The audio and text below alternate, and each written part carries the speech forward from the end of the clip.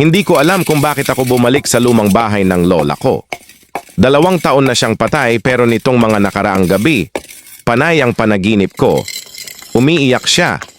Parang may sinasabing, balikan mo ako. Kaya ngayong hapon, hawak ang lumang susi, binuksan ko ang pinto. Pagpasok ko, mabilis na bumalik ang dating amoy.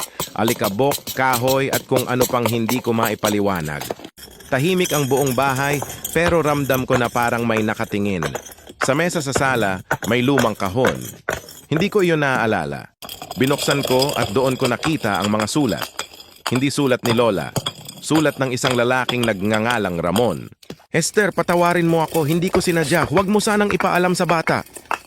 Parang nanlamig ang kamay ko. Ako ba yung tinutukoy? Habang iniisip ko, may biglang kumaluskos sa itaas. Wala namang dapat na tao roon. Dahan-dahan akong umakyat. Bukas ang kwarto ni Lola kahit sigurado akong sarado ko iyon. Pagpasok ko, may nakaupo sa rocking chair. Lola? Mahina kong bulong. Pero nang lapitan ko, bumagsak ang katawan. Meneka.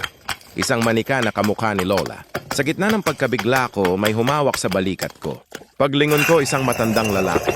Maputla, payat, nanginginig. Bakit ka bumalik? Tanong niya. Sino po kayo? Ako si Ramon, sagot niya. At ako ang dahilan kung bakit nawala ang tatay mo. Para akong binuhusan ng yelo. Ano pong ibig niyo sabihin? Hindi ko sinasadya. Aksidente iyon. At itinago ni Esther dahil ayaw kanyang masaktan. Naramdaman ko ang biglaang paglamig ng hangin. Kumalabog ang pintuan. May malamig na kamay na humawak sa balikat ko. At alam ko agad, haplos iyon ni Lola. Umiyak si Mang Ramon. Esther, patawarin mo ako. Lumakas ang hangin, tapos unti-unting humina. Nawala ang malamig na presensya. At sa huling iglap bago maging payapa ang paligid, may narinig akong bulong.